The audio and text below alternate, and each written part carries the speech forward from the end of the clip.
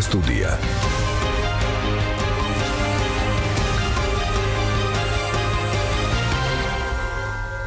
მოგესალმებით პატივცემულო რადიო მსმენელებო, ჟურნალისტი გიორგი ჩოკოშვილი.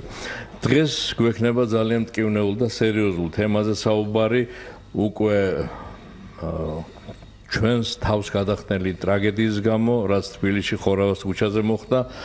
და ამ თემაზე სასაუბრო გადაცემა ასე დავასათაურეთ, ზოგადი სათაურია სკოლა და უსაფრთხოება.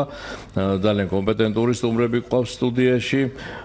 ბატონი ზურაბ მურჯიკნელი-ბავშვთა უფლებების დაცვის საზოგადოების აღმასრულებელი დირექტორი და ქალბატონი თეონა ლომთაძე, ფსიქოლოგი. ასევე ჩართვა გვექნება, სატლეფონო ჩართვა განათლებისა და მეცნიერების სამინისტროდან. მაშასე თემა ძალიან მტკივნეული, ძალიან სერიოზული, ძალიან მნიშვნელოვანი და სტუმრები უკვე წარმოგიდგინეთ, ჩვენ რასაკვირველია გვაქვს მათთვის მომზადებული სარედაქციო შეკითხვები, მაგრამ როგორც ყოველთვის თქვენს მოგცემთ საშუალებას ჩაგვერთოთ გადაცემის ველობაში და თქვენს დაუსვათ შეკითხვები ჩვენს სტუმრებს. ამისათვის ეს ტელეფონები უნდა გამოიყენოთ 240 91 92 და 240 92 92. მაშასე ფაქტი ცნობილია, ჩვენო სტუმრებო, მადლობას მოგესალმებით მომბრძანებისთვის. ფაქტი ცნობილია, ახლა ყველა ერთად თვალყურს ვადევნებთ უკვე მომდევნო პროცესებს, ჩვენი გადაცემის დაწყებამდე ალბათ ბევრმა ჩვენმა მსმენელმაც უსმინა საინფორმაციო გამოშვებას და უკვე ვიცით ახალი ინფორმაციები, როგორ იკრიბება საბჭო, რა ღონისძიებებს სახავენ, ვიცით როგორც განათლებისა და მეცნიერების მინისტრის განცხადებები, ასევე შინაგან საქმეთა მინისტრის განცხადებები, ასევე პრემიერ-მინისტრის განცხადებაც. მე დღევანდელ საინფორმაციოში ართმულა და ჩვენს მსმენელებს პრემიერის გამონათქვამიც მინდა შევახსენო.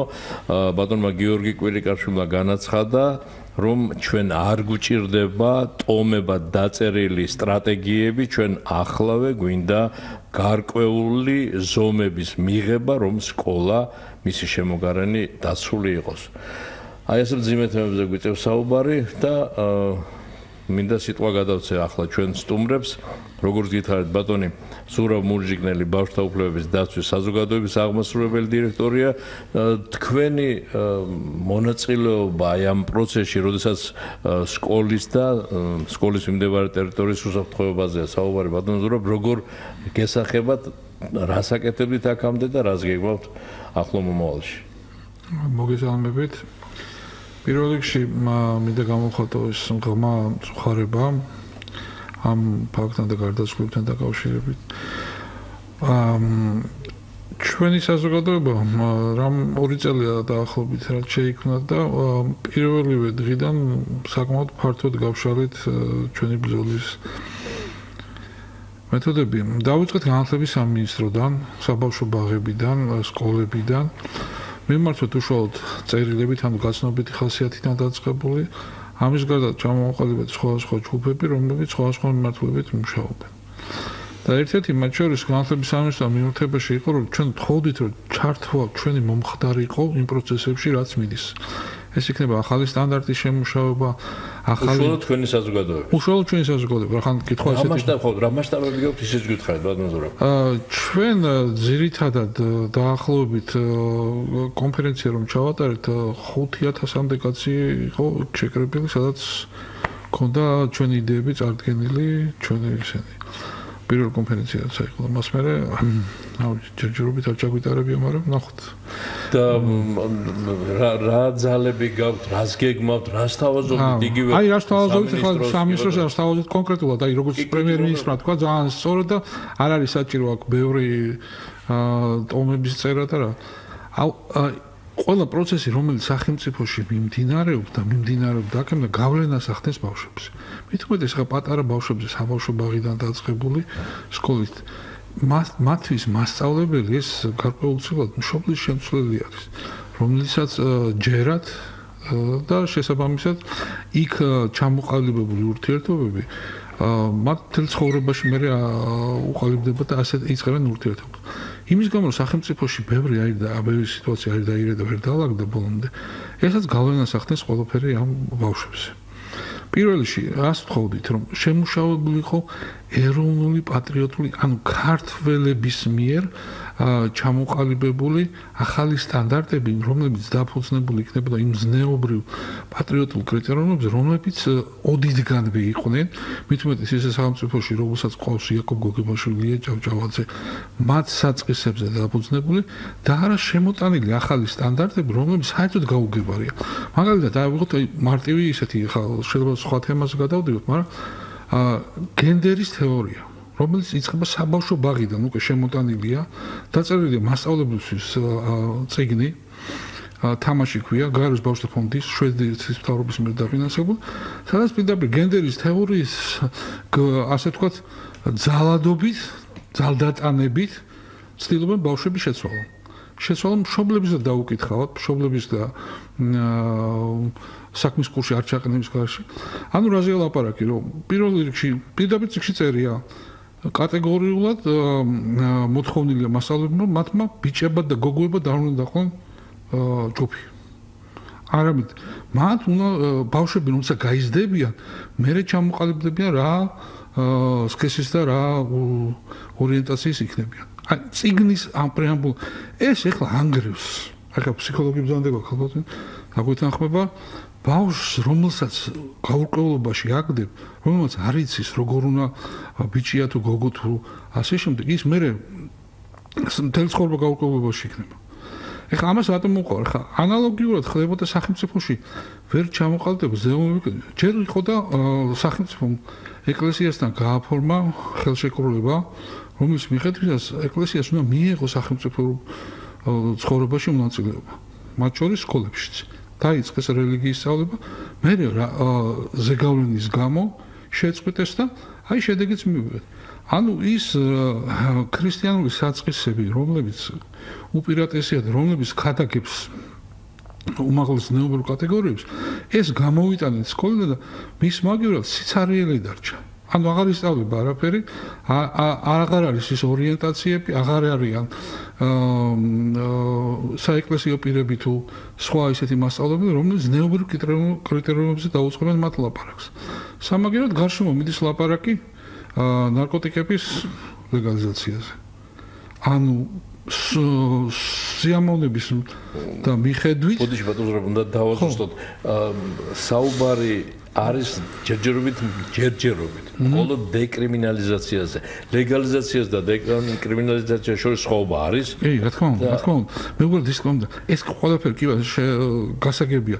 მე თვითონ აზრობრივად ისაც კი როცა უშვებთ ჩვენ რომ თუ აწერია სიგარეტის კოლოფზე რომ სიგარეტი კლავს ხო ისაც ადამიანი რა სიამოვნებისთვის რაღაცით მაგრამ ამის გამო ხო არავინ არ იჭერს რა მოწია ამ სიგარეტს დაჭერაზე არ აქვს ამ დეკრიმინალიზაცია მხოლოდ ამას გულისხმობს რომ იმ ვიღაცამ გამოიყენა ეს მაგრამ სახელმწიფოებრივად როცა იწყება ამ თემაზე ესეთი აჟიოტაჟი და ესეთი აზაბულობა ბავშვისთვის გაუგებარი ხდება თუ მithumetes დაშვებული იქნება თავისუფალი წოდომა ადამიანების მიერ თავის სურვილების და მიხედვით თუ ეს დაშვებული იქნება წარმოიდგინეთ ბავშვი რას იზამს მithumetes სკოლაში ბატონ ზურაბ, ბოდიში ხდი, რა თქმა უნდა, მოგცემ საშუალებას, რომ ისაუბროთ და ინფორმაცია მიეწოდოთ თქვენი საქმიანობის შესახებ, თქვენი ჩართულობის შესახებ ამ საკითხების მოგვარებაში, რასაც ქვია უსაფრთხო სკოლა, სკოლის მიმდებარე ტერიტორიაზე ასევე მოსწავლეების ბავშვების უსაფრთხოება, ქალბატონი თეონა ჩართვა საუბარში, ქალბატონ თეონა ფსიქოლოგების როლიც განსაზღვრულად დიდია, როდესაც ასეთ მძიმე თემებზე ვსაუბრობ და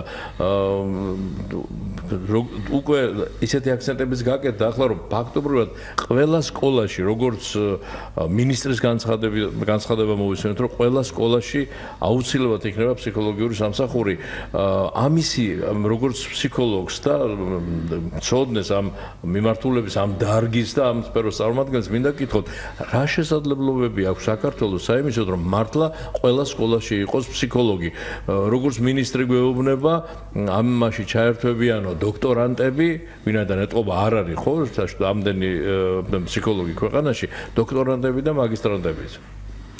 მოგესალმებით, მადლობა მოწვევისთვის და უწინარესად მივუსამძიმრებ მეც კიდევ ერთხელ გარდაცვლილთა ოჯახებს და საერთოდ ჩვენ საზოგადოებას მივუსამძიმრებ. ყველას უნდა მივუსამძიმროთ ამ შემთხვევაში.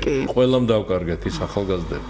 თელმა საქართველოს დაკარგა 2-16 წლის ჭაბუკი. ძალიან სამწუხაროა ეს შემთხვევაც და კიდევ სამწუხაროდ არ იყო ეს პირველი შემთხვევა და იმედი ვიქონიოთ რომ ეგ არ იყო პირველი შემთხვევა ნამდვილად კი ბატონო. ძალიან სამწუხაროა. და სხვათა შორის მსგავსი შეხვედრა ისევე მუმბაიში პეტრიაშვილის ქუჩაზე მოხდა, ჩემი მეგობრის შვილი დაიღუპა ასე უკვე კარგი ხანია. ასეთ გარჩევების დროს იქ სწავლობდა და იმერეთშიც ხა ჩვენთვის საზოგადოება იცით რა არის აი მე პროფესიული კუთხით გავაჟღერებდი მოკლე შესავალს გავაკეთებ რამდენადაც თემა ძალიან აქტუალურია აი ბატონმა ზურაბმა ხაზი გაუსვა ღირებულებით სისტემას რელიგიის მნიშვნელობას გარემოზე გავლენას მე ასე აღვიქვი მისი ნათქვამი რა აქცენტებიც ამ ეტაპისთვის გააკეთა დიახ და ძალიან მნიშვნელოვანია სკოლის გაძლიერება მაგრამ სკოლის გაძლიერება ვერაფრით ვერ მოხდება იმ დიდი ფორმულის გაუთვალისწინებლად რომელიც თითოეული ჩვენგანისთვის ძალიან ნაცნობია, მაგრამ შეხსენება ეტაპობრივად არავის არ გვწყენს ხოლმე. ადამიანის ბიოფსიქოსოციალური სურათი, ბიოლოგიური ფაქტორი, გენეტიკური განპირობებულობა ჩვენთვის რაც ზაზად მნიშვნელოვანია, მაგრამ არანაკლები მასზე სოციალური გარემო, სოციალური ზეგავლენები და ფსიქოლოგიური მდგომარეობა. ჩვენ კომპლექსური არსებები ვართ, ადამიანები სოციალური არსებები ვართ და ყველამ ვიცით, რომ მოზარდობა კერძოდ ერთ-ერთი ყველაზე ფაქიზი და ყურაცაღები ეტაპია ადამიანის მთლიან განვითარების ეტაპზე, დაბადებიდან გარდაცვალებამდე. თითქოს სიტყვიერად ყოველთვის ვაჟღერებთ ხოლმე არა მხოლოდ სიტყვიერად ვაჟღერებთ ჩემი კოლეგები, მეც, ჩემი წილი თავდაუზოგავად მუშაობთ, მაგრამ მაინც როგორც ჩანს სისტემური მიდგომის დეფიციტი გარკვეულწილად გვაქვს.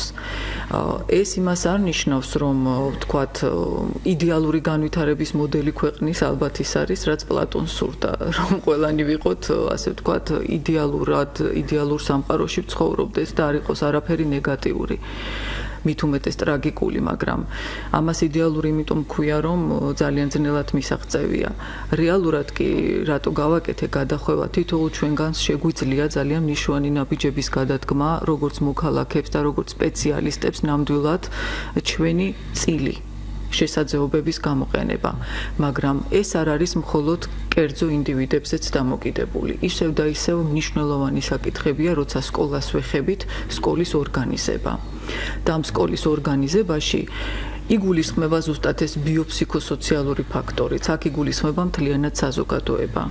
საზოგადოების დამოკიდებულება, აი უფრო თითქოს უფრო ფართო საკითხიდან რო დავიწყო, არა გარე, არამედ ფართო.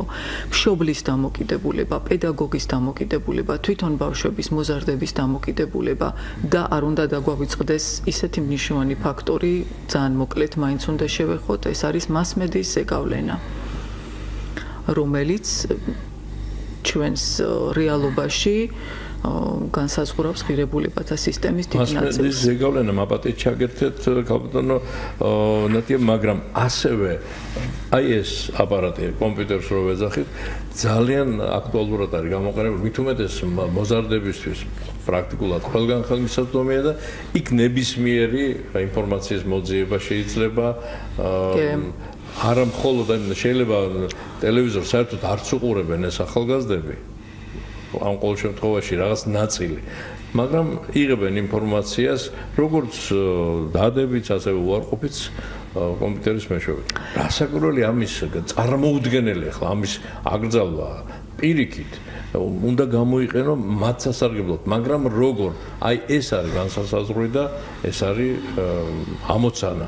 და როდესაც უსაფრთხო სკოლაზე, უსაფრთხო გარემოზე ვსაუბრობთ, ბევრჯერ ითქვა უკვე ამის თაობაზე, პრევენცია არის ძალიან მნიშვნელოვანი, მაგრამ პრევენცია არის ასევე ძალიან ძნელად განსახორციელებელი და ძალიან გონივრულად გასაკეთებელი და ძალიან სერიოზულად დაფიქრდნენ და მუშაობენ ახლა ამ თემაზე სპეციალისტები, ამიტომ მოგიწვიეთ თქვენს, რომ აი თქვენი აზრი და თქვენი დამოკიდებულება ამ თემისადმი პრევენციას როგორ შეიძლება განხორციელდეს. ეხლა ერთ გადაცემაში რა თქმა უნდა ყველაფერს და ვერ შევეხებით და ვერც ყველა გზას ვერ დავსახავთ, მაგრამ რაღაცა მოსაზრება რომ გაგვიზიაროთ თქვენ და თან ფართო აუდიტორია გვისმენს, აი ახლა მსმენელის არის ხაზე, მოდი ჯერ მას მოусვინოთ.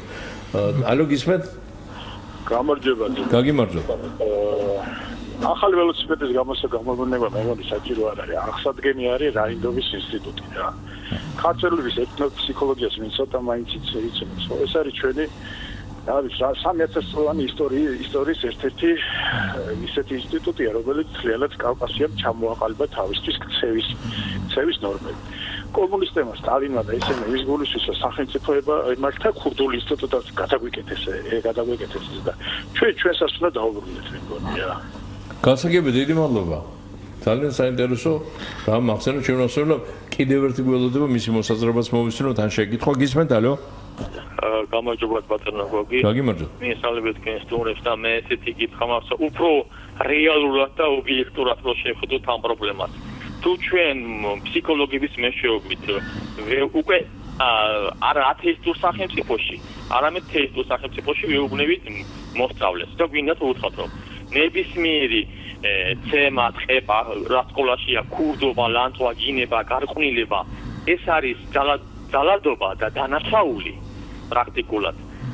რატომ არ შეიძლება რომ ჩვენ ვთქვათ რომ თუ სამოქალაქო კოდექსში ზოგიერთი დანაშაული არის სახელმწიფოს ღალატი, მაშინ თუ ჩვენ ქრისტიანები ვართ, ფსიქოლოგ მოუცხათ, იცი რა ეს რო დანაშაულია. ასევე შვილო ეს ცოდვაც არის და ამისთვის სულიერი მოძღვრის რაღაცა ინსტიტუტის სეგმენტი არსებობს, რომელიც ასევე მხარდამჭერი იქნება იმ ძალადობის შეჩერებისა, იმიტომ რომ არც ერთი მშობელი არ არის იმაზე მოწინააღმდეგე, რომ რანაირი რელიგიური ღირებულებების რაიონიც არის, იმნაირი რელიგიური ღირებულებების მოწყარი ყავდეს, სადაც მუსულმანები არიან, მუსულმანიც შედიოდეს, სადაც ქრისტიანები არიან, ქრისტიანებიც შედიოდნენ, სადაც პროტესტანტებიც არიან, შედიოდნენ პროტესტანტების მოწყარიც და სადაც სამივენი არიან, სამივენმა იაროს და ფსიქოლოგმა იცოდეს თუ რომელ კლასში მასწავლებლების მეშვეობით რა ღირებულების მატარებელი სულიერი მდგომარეობის მოსწავლეები არიან. ეხლა თუ ათეისტია და ანარქისტია, იმასთან არ ვიცი როგორ იმუშავებენ, ეს მე უსაკითხია, მაგრამ ის რომ დღეს პრემიერ-მინისტრმა თქვა რომ მე მგონია ჩვენ რაღაც გამოგჩაო, ჩვენ გამოგჩა ის რომ შევყავს სკოლაში ფსიქოლოგები, რომლებიც ბავშვებს ეუბნებიან ნახევარწიმართლეს ეუბნებიან, ეს არის დანაშაული და არა ცოდვა, რომ პრაქტიკულად ეს შენ არ გაგვეყვება ცხოვრების ბოლომდე და მეორე, რომ გამორჩა ის ყველაზე მთავარი, რომ ჩვენ თუ ვართ ქრისტიანები, აი მოსახლეობა უნდა მიიყვანო იმ მდგომარეობამდე, რომ ამ ბავშვების მშობლების უმრავლესობა დახსე იყოს ჩამოკიდებული, საზოგადოებრივ იყოს გახიზნული და იმ ერთი მუჭა ბიზნესმენების, ბიზნეს ბრეიტის მშობლები კიდე, რომლებიც ამათ ხულიფავენ, როგორც სახელმწიფო სექტორში, ასევე კერძო სექტორში, დღე-დაღამი კაფეებში, ბარებში და რესტორნებში იდგნენ თავიანთი ბავშვები ყავდეთ მიგდებული ამ მცდელებისთვის. მე მგონი აი ეს გამოვჩათ, რომ ნუ გავუკეთებ სხვას იმას, რაც შენი თავის არის, რასაც ამ ჩემთანაც გავუკეთებ, იგივეს გამიკეთებ მე, რასაც ჩვენთან ხელისუფლებაში ერთადერთი სიმბოლური დატვირთ აქვს ეკლესიაში მიხვდეს სანთლით და საკონლით დადიან ეშვაკისეულების და სატანისეულების. ასე რომ სანთელი და საკონლი მარტო არ არის ქრისტიანობა.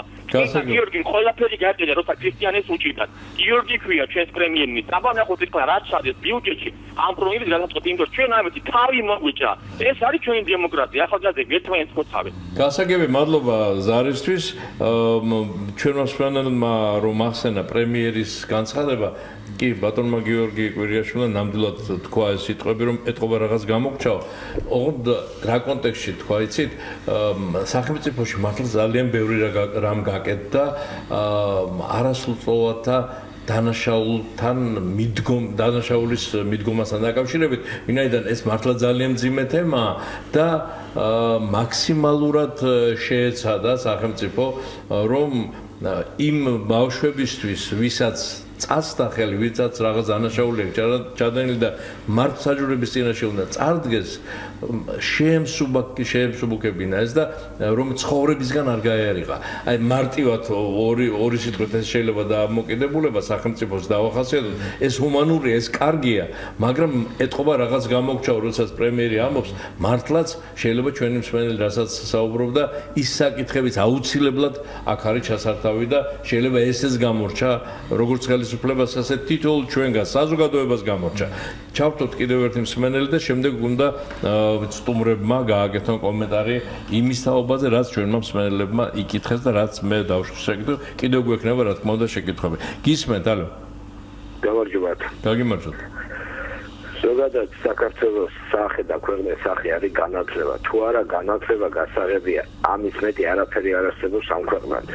გერმანელმა ტურისტმა მითხრა ერთხელ, თქვენ ყველაფერი იცით ქართველებმა, მაგრამ არაფერი არ იცით ხარისხიანად. ამიტომ ჩვენ ყოველთვის დავისესხებით სხვის განათლებას, ყველაფერი გადმოგვაქვს დაუფიქრებლად აქ საგანმანათლებლო სისტემა იქნება, ჯანდაცვა იქნება, ყველაფერი გადმოგვაქვს ხვის ზომაზე მორგებული.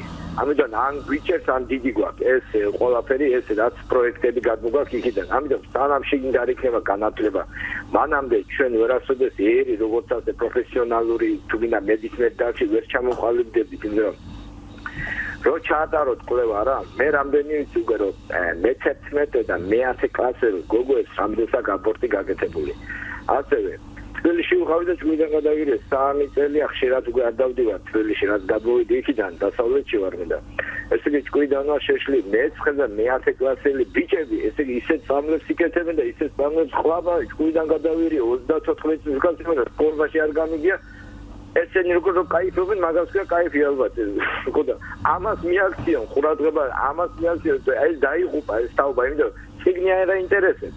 ის სექსოლოგიას არ აინტერესებს, არაფერი, იმიტომ ის სექსოლოგია ხო საერთოდ დამღუპელი კი არა, ეს არის საერთოდ რაღაც სულიერი, რაღაც მშხამი, მეტი არაფერი ჯერ ერთი არ უსწავლიათ ნორმალურად ერის პროგრამა არის ის, რა ქვია, ისტორია არის და სექსოლოგიას ასწავლიან ბავშვებს, წარმოგიდგენიათ, არაფერი ხარისხიანი არ არის და მეორე აი ამას მიაქციონ რომ ბავშვები დავწენ ან სამაჯიდან რაღაც გასაგებია, მადლობა, დიდი მადლობა ძალიან მტკივნეულ თემებში და ძალიან საინტერესო თემებში შეეხენ ჩვენი სტუმრები, თქვენი კომენტარი, ჩვენი სტუმრების. ვიდრე სტუმრებს გადავცემ ახლა სიტყვას, ვინც გვიან შემოგვერდა, მათ საყურადღებოდ უნდა გამოვაცხადო, რომ დღეს სტუდიაში არიან ბავშვთა უფლებების დაცვის საზოგადოების აღმასრულებელი დირექტორი ბატონი ზურაბ მურჯიკნელი და ფსიქოლოგი ბატონი თეონა ლომთაძე.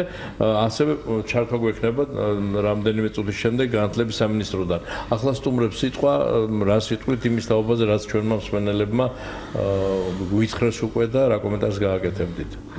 თქვენი თანხმობით კი ბატონო, ფსიქოლოგი გაჟღერდა რამდენჯერმე და რა გასაკვირია რომ აღშფოთებული საზოგადოება ძალიან ფართოდ განიხილავს ყველა იმის აღშფოთებული და შეწუხებული, მართლა ყველა შეწუხებული ვართ, რა თქმა უნდა. უნებრივია ყველა იმ შესაძლო მიზეზს, რაც შეიძლება პირდაპირ ან ირიბად ზეგავლენას ახდენდეს სუბიექტური თუ ობიექტური მოსაზრებით. მეც სწორედ ფართო შესავლით იმიტომ დავიწყე, რომ ის ყველა ფაქტორი ჩამოთვლის დონეზე მაინც აღგვენიშნა, რაც თითოეულ ჩვენგანზე და მოზარდზე და სკოლაზე შესაბამისად ზეგავლენას ახდენს.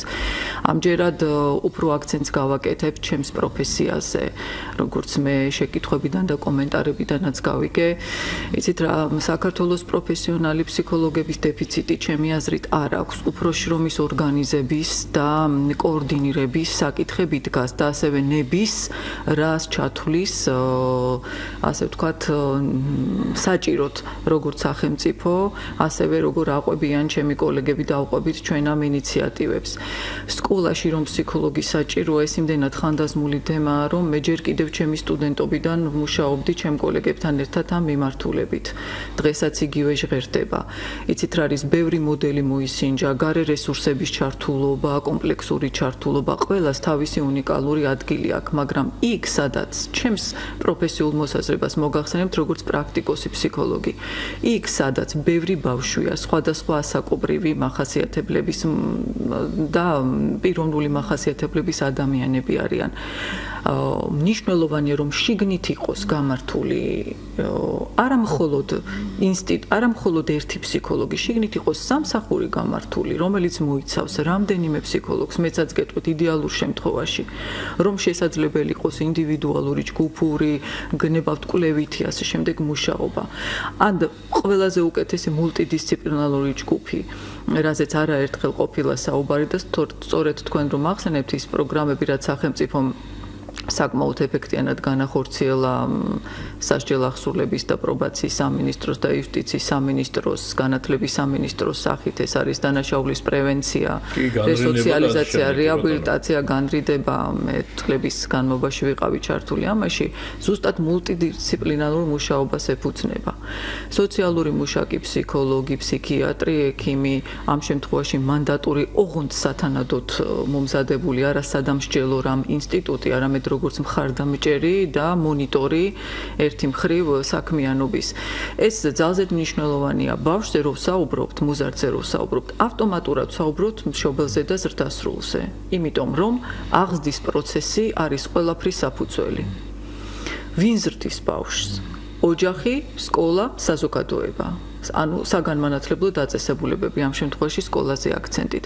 ასე რომ კიდე ერთი ფაქტია, რაც მინდა აღვნიშნო, ფსიქოლოგიის როლის მნიშვნელოვნობას არაფერს მოაკლებს, პირიქით უფრო გაამყარებს, რასაც ახლა ვიტყვი.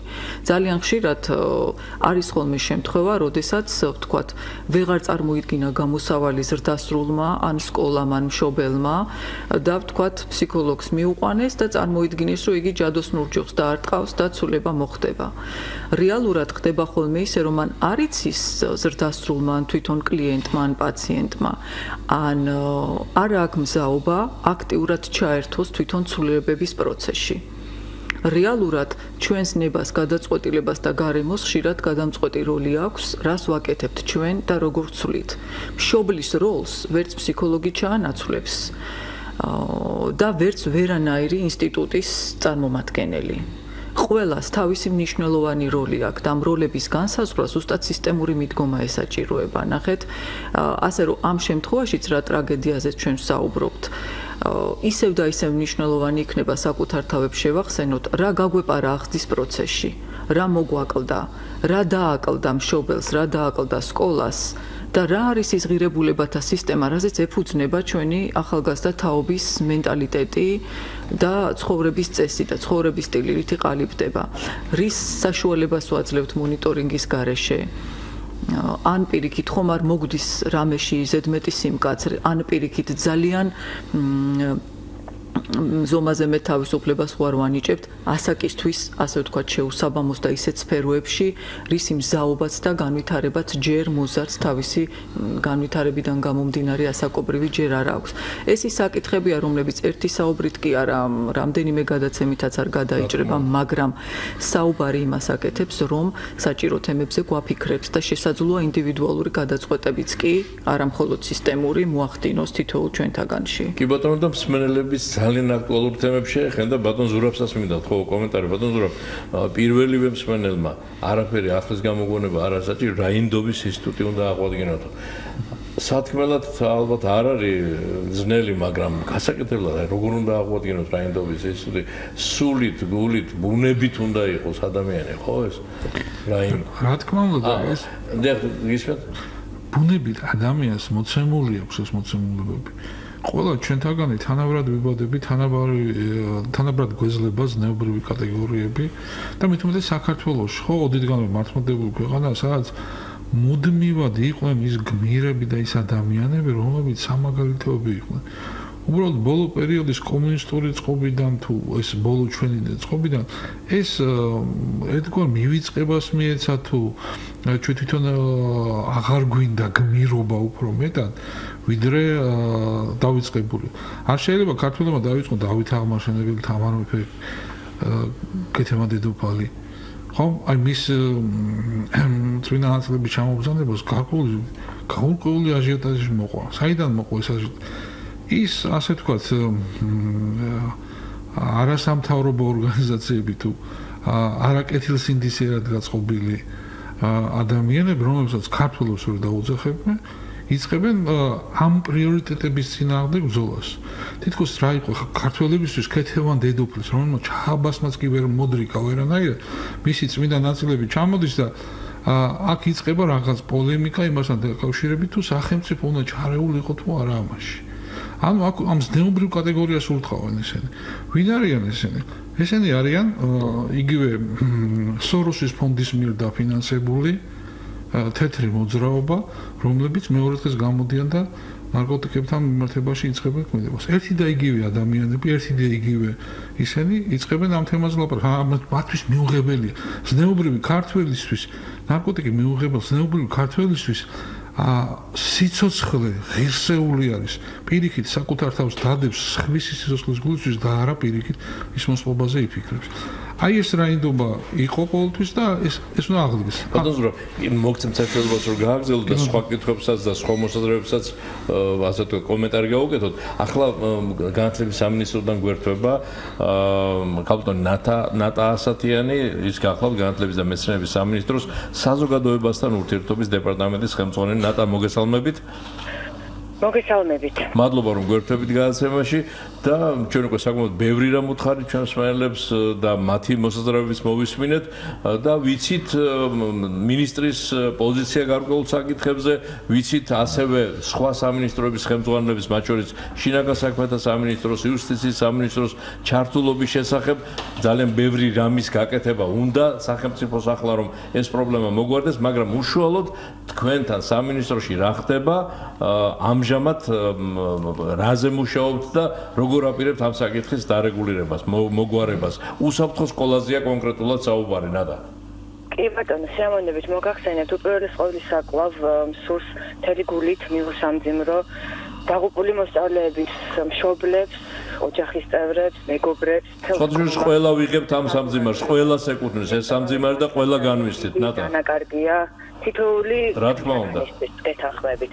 რაც შეეხება ჩვენის მხრიდან რა გაკეთდება და განსაკუთრებით რა გამოიწვია ამ უდიდესმა ტრაგედიამ. ერთი მოგეხსენებათ, როგორც თქვენ აღნიშნეთ, უწყებათა შორისი კომისია შეიქმნა, რომელიც როგორც მოკლევადიან, ასევე გრძელვადიან სამოქმედო გეგმაზე მუშაობს.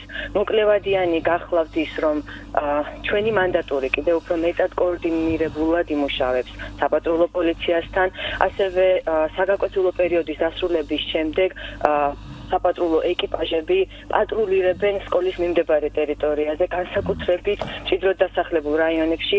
მოგეხსენებათ, რომ ათასობით მოსწავლე ერთდროულად სწოვებს შენობას, სკოლის შენობას და ცხადია მოსწავლეების ამ გადაადგილებას, დიდი ტალღის გადაადგილებას უნდა შესაბამისი მონიტორინგი. გარდა ამისა, ჩვენი მხრიდან რაც აუცილებლად უნდა გავაკეთოთ და რასაც ვაკეთებდით კიდევ სკოლებში, მაგრამ ამ ტრაგედიამ დაგვანახა, რომ ეთყობა გაასმაგებული ძალისხმევა არის საჭირო ამ მიმართულებით, ეს გახლავთ ბულინგის საწინააღმდეგო აქტივობები და ზოგადად ძალადობის საწინააღმდეგო აქტივობების გაძლიერება ზოგადად საგანმანათლებლო დაწესებულებებში. მოგეხსენებათ, რომ ბულინგი ზოგადად გახლავთ კაცობრიობისთვის 21 საუკუნის ყველაზე დიდი გამოწვევა. იქ სადაც მოსწავლეები, იქ სადაც მოზარდები იკრიბებიან, იქნება ეს სკოლა თუ სხვა ტიპის დაწესებულება. შესაბამისად, ჩვენ სწორედ მინისტრის სიტყვები გახლავთ, რომ შეურიგებელ ბრძოლას უცხადებთ ბულინგს, უცხადებთ ძალადობას სკოლებში და სწორედ აქედან გამომდინარე საგანმანათლებლო პროგრამები, ცნობიერების ასამაღლებელი სამუშაო იქნება ძალიან ბევრი თითოეულ სკოლაში გასაწევი.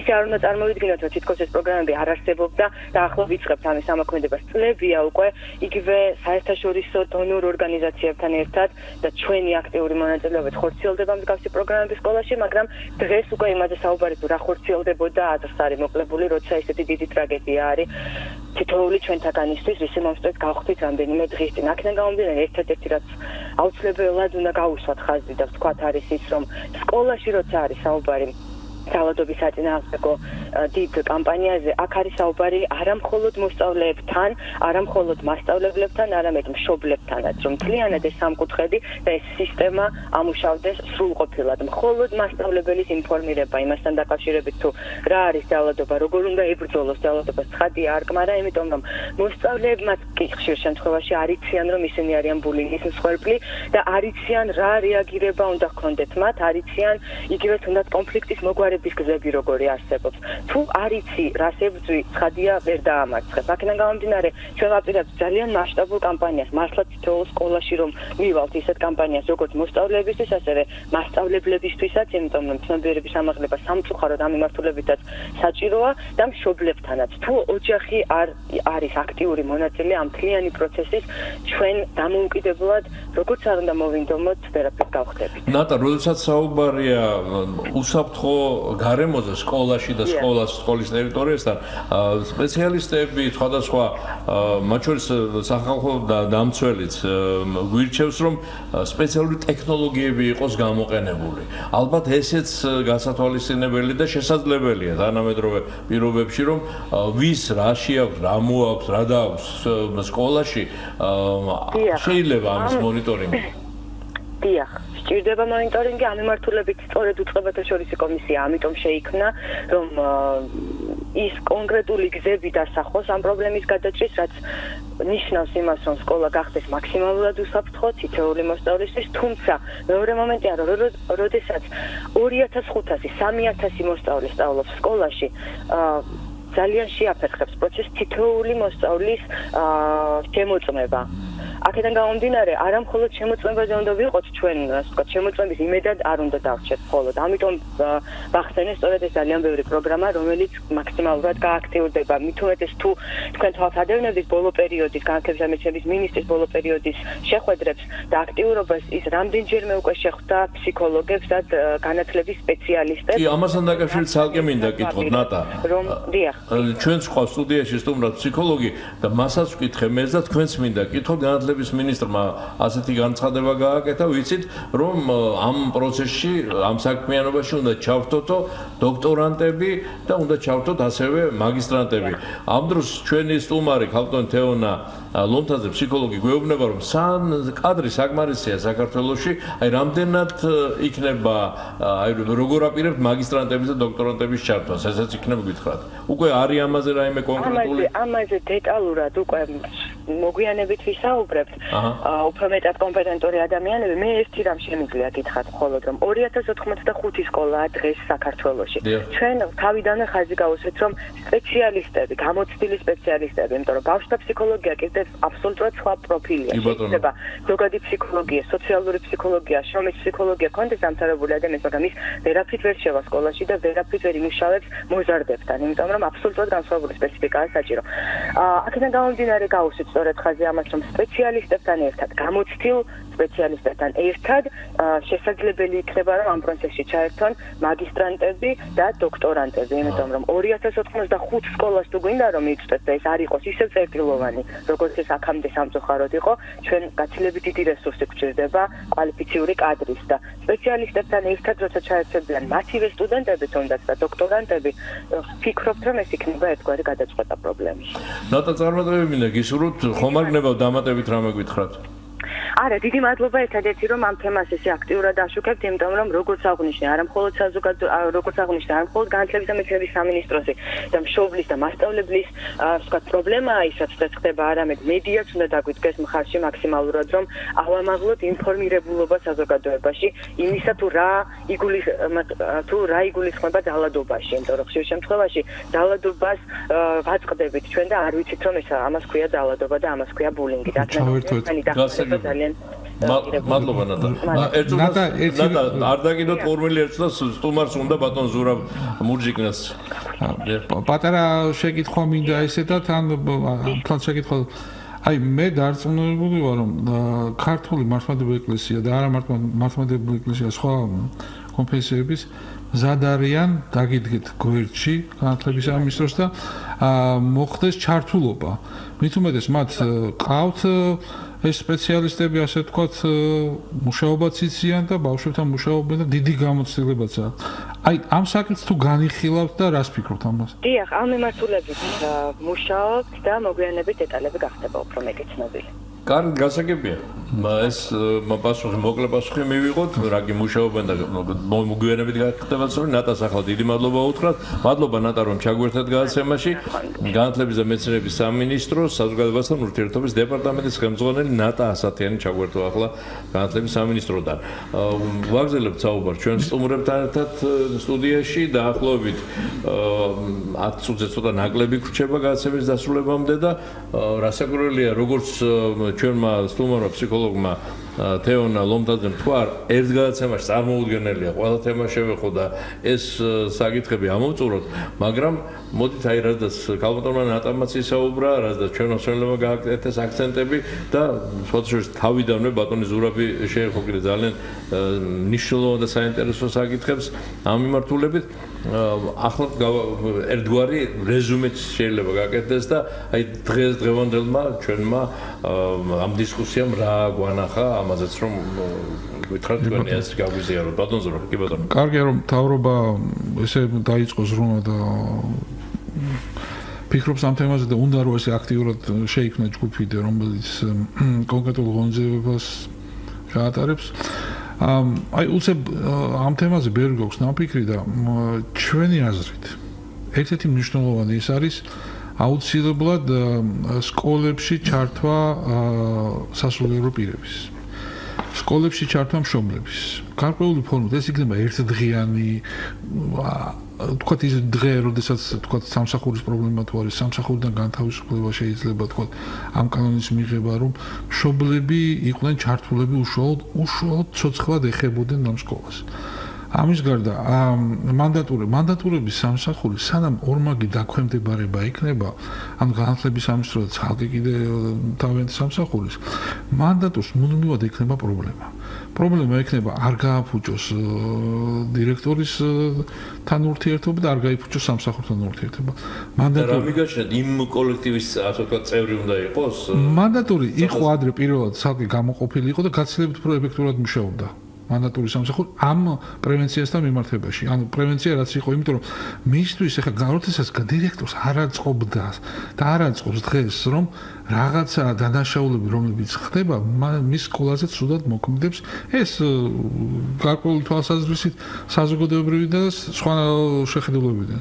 ამიტომ დირექტორს არ აწყობს ისეთი, რომ თქვა მის კლასში აღმოჩნდეს, მის სკოლაში აღმოჩნდეს რაღაც თქვა დანები, ან ამის დაობაზე ინფორმირებული იყოს რაღაც სხვა. ხო, და ეს გაჟღერდეს და ასე შემდეგ. ხო.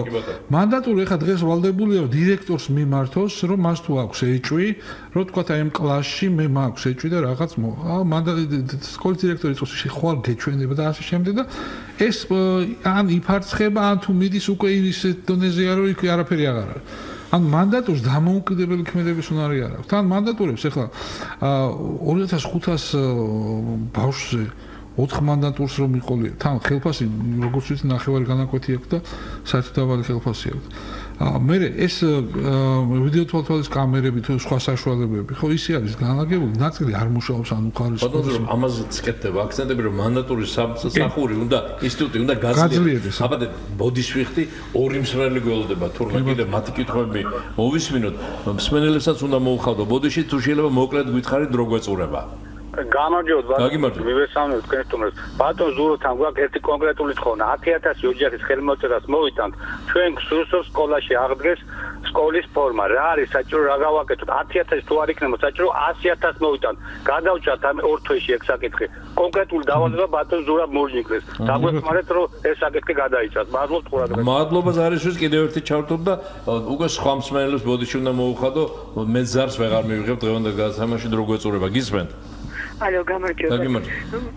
თელ საქართველოს უსამართლოდ ყველანი შეცვლილი ვარ ამ საშინელი ტრაგედიით და მოკლედ გეტყვით რაღაცა მტრისგანაც უნდა გადავიყოთ ბავშვები დაახლოს სკოლამ ხელოვნებასთან და სპორტთან საბჭოთა სკოლებში იყო აბონემენტები იყო შეხავათი აფაზებში დარიგეთ აბონემენტები წაიყვანონ სპექტაკლებზე გარჩონი სპექტაკლები და გაიზრდებიან რაინდები იყო უფასო სპორტული სექციები უსწავლობთ სიმღერას გუნდად სხვანაირად იქცევენ ეს სხვანაირად უყვართ ერთმანეთი შემდეგი რაკნა ატარეთ მუზეუმებში ბავშვები მე ვიყავი ხაკარავაძე ბოტიჩელის ვინ იყო რომელი ბავშვი ნაძალადების სკოლიდან ორი სკოლიდან მეხუთე კლასელები ყავდათ ბოყონი და როგორ ეკითხებოდეთ რასაც ვერ გაიგებდნენ მასწავლებლებს გავგიჟდი ცენტრალური ქუქის არც ერთი სკოლის ბავშვი მე იქ არ მინახია ბაღალ კლასელი მე რაკნა მორი წინააღმდეგი იყავით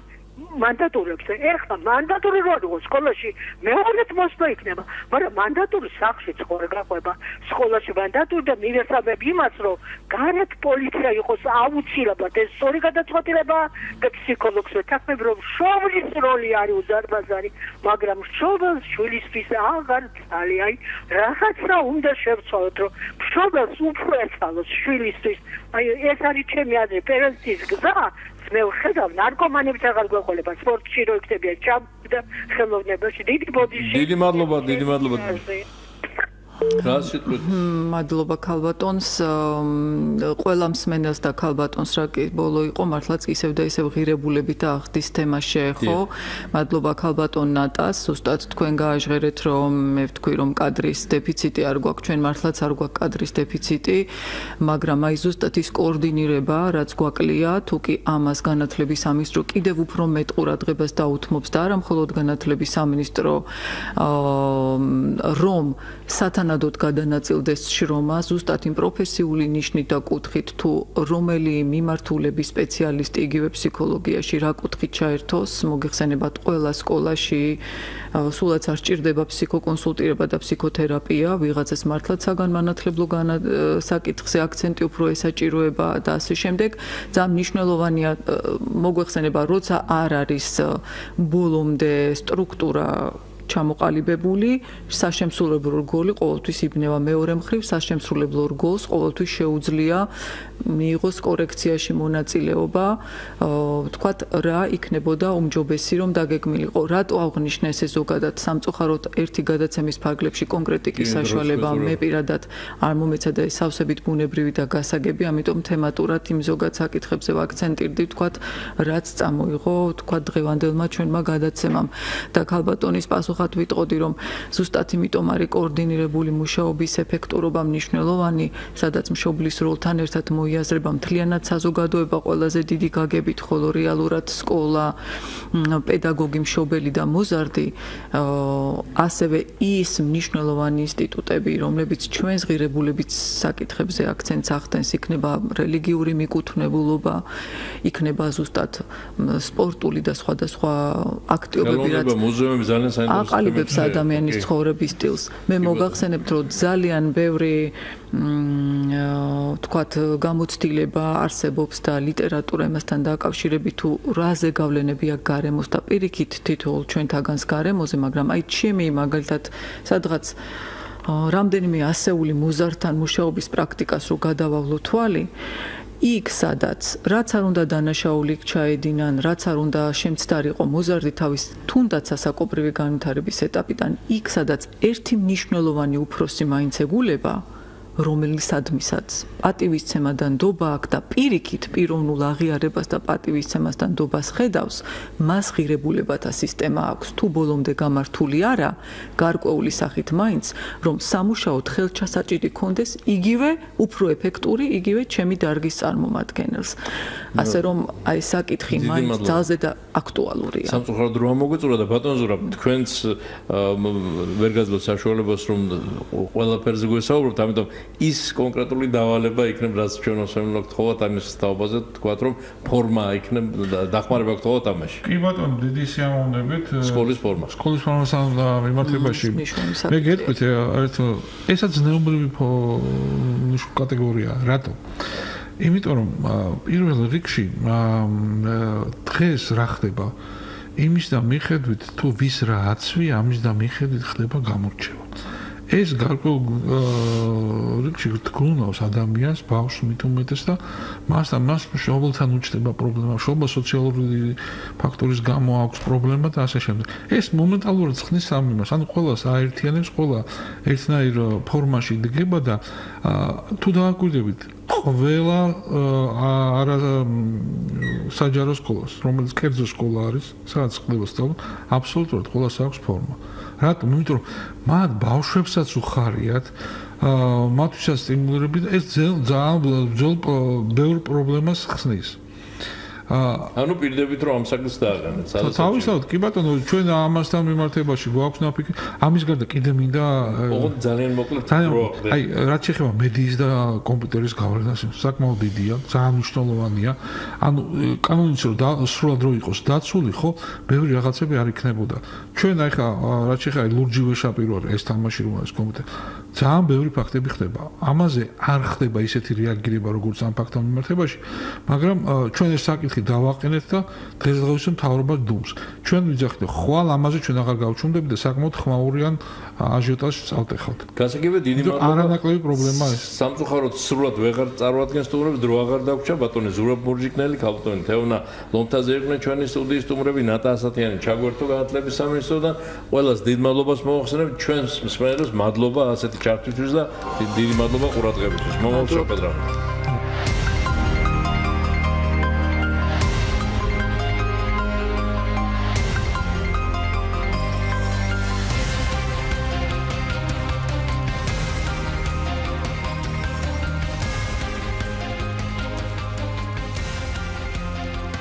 სტუდია